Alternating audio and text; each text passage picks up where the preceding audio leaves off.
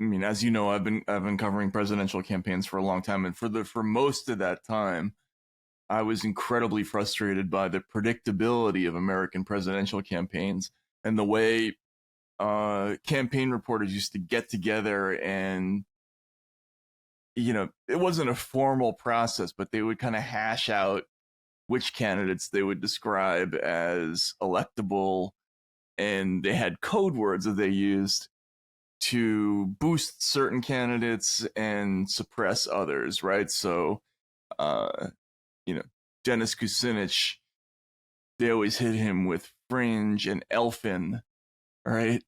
Um, and Howard Dean was pointed and angry, but John Kerry was nuanced and broad, and warm was always a descriptor that people liked, right? So the candidates who didn't have sharp edges, who weren't described as funny looking, and who were serious was another one, right? Serious versus unserious.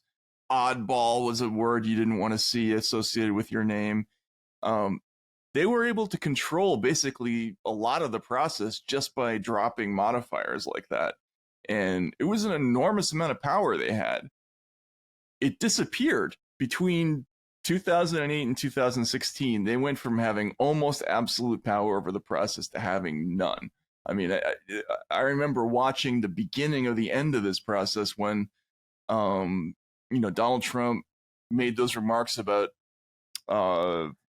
John McCain and how he liked people who didn't get captured or whatever. Yeah, exactly. And they hit him with that wall of negativity and every conceivable negative descriptor that they had, and he went up in the polls. And it was the opposite of what normally happened in campaign journalism.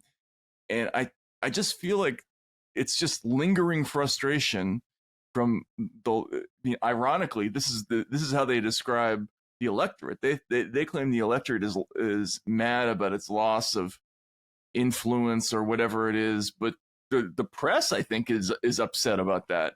They've lost their ability to control what goes on, and yeah, they're lonely, right? Paranoid. I mean, isn't that right? And they're lonely, paranoid, and given to conspiracy theories about why they're less and less popular. They are absolutely projecting onto American people the syndrome that affects them. And, there may be, everything has been modeled nowadays. Computers have analyzed everything, and consultancies have looked into everything. And I'm surprised that they don't know by now that deploring a candidate in a certain way is the surest route to that candidate growing more popular. Trump has only increased his lead against DeSantis since being indicted. And I, in fact, it may be that RFK is doing better against Biden than DeSantis is doing against Trump. And not long ago, DeSantis was sort of declared to and thought to be the good government, super smart Ivy League version of Trump who was just going to swamp the guy. And especially once the indictments started coming down. And the exact opposite has happened.